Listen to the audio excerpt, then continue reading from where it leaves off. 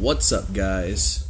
As you can see in the background, I have the 3DR Solo blown up on my projector. Sorry for the light settings. Once again, I do not have a table at my house yet to do any of this stuff, so we're keeping things very simple. But this is going to be my breakdown of the pros and cons list that I've come up with so far for the 3DR Solo.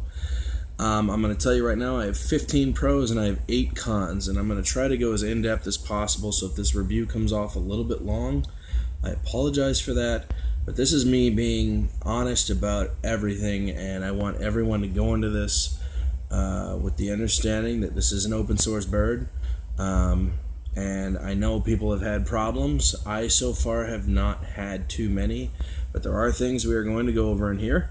I am going to start with the pros, and then we will work our way to the cons. Like I said, I have 15 pros. Some of these we're going to elaborate a little more into, and other ones are going to be very quick, and we're just going to kind of move on. But this is going to be a complete breakdown of the 3DR Solo in my experience to this point. I've been getting a lot of flight time with it, trying to make sure that my pros and cons list, just like I did with the Hubsan products, is a very good, thorough breakdown. So here we go, minute and 20 seconds into the intro. I'm going to kick this off with the pros.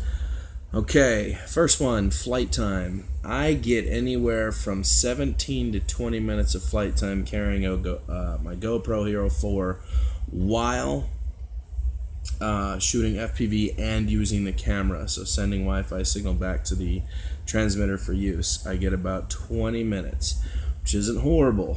It's about what the unique Q500 gets as well, and some of the other standard quads. Now, luckily, the batteries for the Solo are cheap. You can get them for about $49, so that really makes up for it. Sturdy landing gear.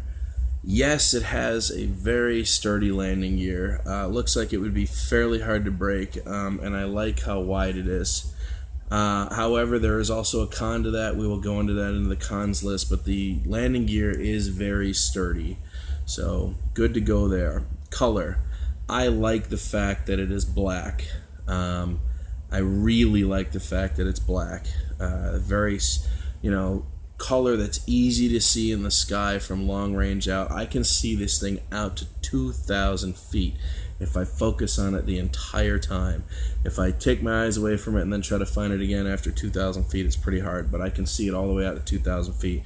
And most of you guys know I am going to change the color. I think we decided on red. Red is going to be the color. We're getting the skin for that. But I do like that it's not like the Phantoms. The Phantoms are white. I could never understand why they design quads in the same color as the sky and clouds. Like, it's just, I don't know. I could never understand that to this point. So the fact that you need to be able to see it, line of sight, would mean to me I would probably want something with a little color to it. So anyways, let's move on there. Calibrations. The calibrations for this quad are super easy. I have not had to do a compass calibration since I bought it out of the box. Who knows where it was shipped from, somewhere. Shipped to me. I never had to do any calibrations whatsoever. No, not like the Hubsan where you got to do the compass dance. Nothing like that. I just turn it on and we kind of go. So calibrations in general are just easy. And you can look up any of this stuff on any of the forums if you have questions, but very simple to do the calibrations. My favorite, firmware update. Guys, the firmware update for the Solo is so simple. There's no wires plugging in, there's no nothing. You just turn on your cell phone, you open the Solo app, and it says, hey, there's a firmware update available, would you like to install it? Or would you like to download it? You say yes. Once it's done downloading, it'll say, please connect your Solo to the app, turn on the Wi-Fi. And from that point on, it gives you very simple directions. Basically, your phone uploads through a signal to the transmitter updates itself, then the transmitter communicates with the quad goes through its phase, and then when it's all done, it's ready to roll. You never have to, as long as you basically have internet, you can do a firmware update on the spot, anywhere, anytime to the Solo. Pretty nice feature to have that. They were thinking when they made the Solo. That's good. I wish other people would do that. Alright. Range. Stock range. over 2,000 feet. with the stock antennas that I had on there. I got 2,000 125 feet or something like that. Very, very impressive for stock with 3 dBi antennas. Very good. And with the alpha antennas, we did manage to reach out over 3,000 feet, 3,256 feet, but I still think I can beat that with the alpha antennas before we move on to the helical antennas. Still pretty sure I can beat 3,256 feet. We'll check into that, but stock, and by the way, guys, the alpha antennas are only like $20. Sometimes you can get them for like $6 a piece, like $12. I've seen them kind of all over. I paid $20 with fast shipping, so they would just get here and I wouldn't have to stress it. So, but there is a downside to the alpha antennas. I will go into that in my cons list. We'll talk about that. Okay. So stock range 2,000 feet plus. Excellent, man. Very good range. Now we're going to get into the Solo app. The Solo app basically does not really get updated anymore much at all. They haven't really attempted to add new features to it, which is where the second part of this comes in. Okay, the Solo app is good. It's very plain though.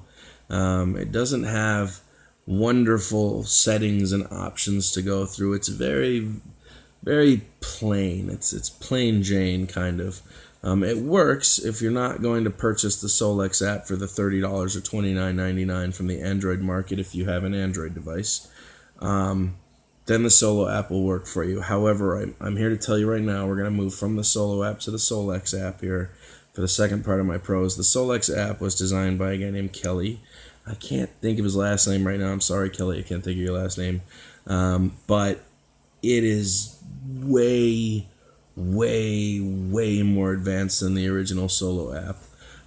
I do not regret spending the $29.99 at all in the slightest. And for any of you guys who wanted to test out the Solex app, you can purchase it and you have 24 hours from the time of purchase to ask for a refund if you're not happy. If you have an Android device and you want to purchase Solex, you have 24 hours after the purchase to ask for a refund. So if you were thinking about it, I highly advise you do it. It is so much more advanced than the Solo app. Just the features, there's no way to explain it. It's just way more advanced than the standard Solo app. Next level compared to the Solo app. So big difference. Another pro, fully autonomous 3DR Solo, thanks to this wonderful app called Tower app. And I believe it has over 540 flight parameter adjustments that you can make to it. Set your mission, draw out your waypoints, make individual adjustments to each waypoint, upload your mission, hit go, boom, fully autonomous Solo. And my understanding is you can go out of the range of the transmitter and it will rely strictly on GPS to make the entire flight. So technically, I guess if you wanted to, you can make a 10-mile flight, 5 miles out, 5 miles back, if the Solo battery could take it. That would be completely up to the person doing the flying. I've made it 1.1 miles on a battery and still had about 72% left. So, and that was out and back was 1.1 miles. So not too bad. It is what it is. But the Tower app can definitely be great for anyone who wants to do property surveying or anything like that. It would be perfect for anyone who wanted to do that kind of stuff. Draw an outline around the whole part. Got a yawn. Draw an outline around the whole property that you want to do and send the Solo on its mission. However, before you do that, I would insist that you upgrade the GPS board to something much better. The GPS module. Definitely want to do that. So, pro, fully autonomous. From point A to takeoff, from point B to landing. Fully autonomous. Can't beat that. Okay. Wind. Man, this thing can fight some wind. I easily had it up in 20 to 25 mile an hour winds and it sliced through it like it was butter. The only downside was that the gimbal was getting pummeled a little bit. Oh, sorry. I am tired. I'm trying to do this as one whole consecutive video. Wind. Yes, it can handle wind. man, can it handle wind well. I think it said it can handle up to like 32 miles per hour before it'll really start to affect how the bird flies. So I think it was like 32 to 37. That's pretty insane. 25 miles an hour, no problem. I am not even questioning whether it can make the flight now when it's windy. Sometimes I just choose not to because I don't feel like struggling with it at all. Or I will choose not to when I'm like over water. But for most of the time, I will fly during windy conditions. We'll see. Yeah, this is a bad time to make this video. I just all of a sudden started yawning a lot. Okay, now see, I know I forced some of you guys to yawn. You can trade yawns. You can give them away to people. There's a yawn. Take it. Back to this here. GPS lock. It has never drifted. Never. Not once. With 6 satellites, it'll tell me I can take off. I take off. It's never drifted. Normally once about 10 minutes goes by, the anywhere from 7 to 10 minute mark of flying, I normally come back with at least 14 satellites. So, initial after takeoff, once I get it out there and I start to play with it a bit flying, it takes you about, horrible video, man.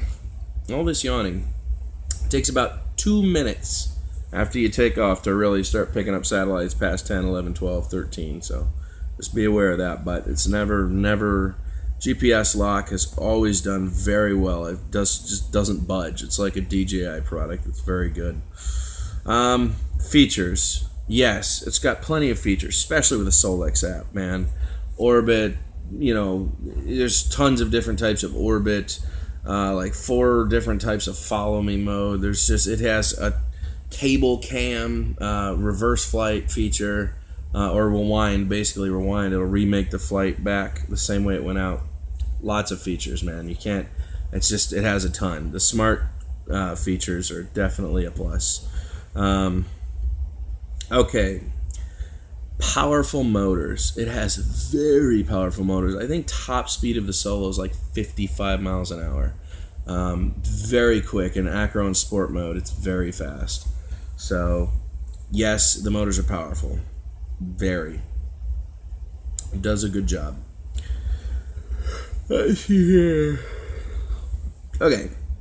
Failsafes. I have never once had a failsafe fail. It's worked perfect every single time I've taken it out. I'll fly it over the water as far as it'll go until the screen blacks out, and it'll come back home every time. It'll return to home with no issues. It also does have geofencing too, and you can set all those however you want to set it. You can turn your geofencing on. And let's see here. I've never once lost GPS. I know there are some complaints. People are saying they have lost GPS. I've never once lost GPS. So that is my pros list for right now. That is 15, I think, very decent pros. I think that's kind of the majority of what I felt very good with the Solo. It is a good flyer. It's super stable. It has a great GPS lock, and never, to my knowledge, has lost GPS. So now we're going to go ahead and get into cons, okay? This is where my frustration has peaked numerous times based on these cons, okay? And we're definitely going to get into these a little more in depth. Con number 1. Limp Gimbal. Countless times I have started the Solo up, turned the camera on, cranked up the controller, got my phone in there, turned it on, opened the Solo app, turned on the Wi-Fi, got all of that set up, and no FPV. And it's my fault. It's my fault. The camera has to be clicked in solid. And sometimes it just being a little bit out without realizing it, you have to start the entire process over again. You got to pull the camera out, turn it off, put the camera back in, pop it back in, make sure everything's got a good fit. If the camera does not get pushed in correctly, then you will have a limp gimbal and no FPV. And sometimes the gimbal portion of it will accept that it has a camera, but a part of it won't be touching enough to give you FPV. The gimbal has a little piece that plugs into the back of the Solo, and then the HDMI port plugs into the side of the GoPro. So if it's not all pushed in properly before takeoff, you end up having to do a complete restart and start over. So bear that in mind. And we call that limp gimbal. It happens quite often when you're not paying attention or you're just moving too quick. You don't put the camera in all the way. You don't push something in there right. Limp gimbal. Okay? GPS satellite lock. Sometimes it does take a good 5 minutes to get satellites. I would really like to see that time increase, but once again, to do that, I need to upgrade the GPS. But I'm just letting you guys know, out of the box with the Rev A, I did have to modify it. I had to put a little piece of cardboard in between there, in between the copper and the antenna, keep it from shorting out, and then I got satellites very fast. Before I was standing there for 15 minutes. Now I'm standing there for 2 to 5 minutes before I get satellites. And I was only getting 7 before I did the modification to the GPS module. Now I get anywhere from 10 to 14 within 5 minutes of flying. So definite improvement. I would like to see it be faster, but the only way I know that's going to happen is if I update the GPS module. So, alright. We were talking about alpha antennas and the pros. Yes, they go really far. Here's the downside to the alpha antennas. They are directional, and I will tell you this. They do not work as well for FPV flying as the 3 dBi stock antennas do. If you're going out to do a 2,000-foot flight, but you don't want to have to follow the drone as you fly, I would definitely suggest putting the 3 dBi circle antennas back on there, because they do much, much better with lots less lag time. The alpha antennas, I see some very serious lag when the Wi-Fi is coming through. And that's just not good that it lags like that, because if I was FPV flying around trees like I do on the water, and it happened to do that, and I couldn't see what was coming for about 2 or 3 seconds, that would be really bad news. So when I do long distance flights, I will probably use the alpha antennas. But if I'm doing close range, anything under 1,500 feet, I will probably use the stock antennas, which will be most of the time. So the alpha antennas will just stay in my car unless I plan on making a really long flight for any reason at all, because they just have a lot of lag. So, we talked about the sturdy landing gear. So now we're going to talk about leg extensions, anti-tip leg extensions, all sorts of stuff. So, you know, they have leg extensions because they raise the Solo a little higher, allowing the GoPro some room to breathe. The stock legs keep the Solo basically so the camera, if there's any kind of grass under it at all, like even short little grass underneath the Solo, it messes with the camera, and the camera just sits at a funky angle. So you almost want to have leg extensions for things to work properly. But I have heard of a lot of people saying that the leg extensions break real easy.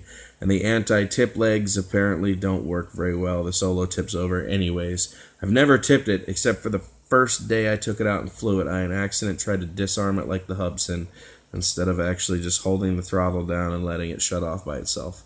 My fault. Okay. So, let's see here. Okay. There's a sensor that does this weird thing called movement detected. Okay? Even if it's just sitting in my driveway or out in the road, it'll say, movement detected, Solo cannot take off. And that confuses me why it does that. I don't know. I'll go ahead and push the fly button again, and then it'll work. So maybe that's a glitch. I don't know what movement it really detected, but apparently sometimes it thinks that it detects movement. So when I go to take off, I have to stop and then push fly again, reset it, and then push fly, and then it takes off. So yeah, that's interesting that it does that. Not sure why, but it is. Okay, connection procedure. This is a pet peeve of mine. This is kind of a major con for me. So basically, you pull the Solo out, you set it down, you turn on the camera, then you hold the button, you turn on the Solo, then you hold the transmitter, you turn on the transmitter, then you take out your phone, you put it in the phone holster, then you turn on your phone, then you put in your code. There's a lot of steps to this. Then you pull your thing down, you turn on your Wi-Fi, and then the Solo has to wait to communicate with the drone. Then it communicates with the drone, then you get a Solo Wi-Fi link, which you then have to access on your phone, turn it on. And this is after if everything's gone smoothly and you don't have Limp Gimbal, right? Then you open the Solo app, then it has to communicate with the Solo app, then it talks to the drone, then the FPV has to be pulled up, then you make your camera adjustments, and then you're ready to take off once you get satellites. Very long procedure to get the Solo up in the air. So if you were trying to use it to be a fast drone to get up in the air quick, Unique Q500 would smoke it on setup, just so you're aware. Smoke it on setup. Solo is a little bit of preparation and procedure to get up in the air, so just be aware of that. But once it's up, man, great bird.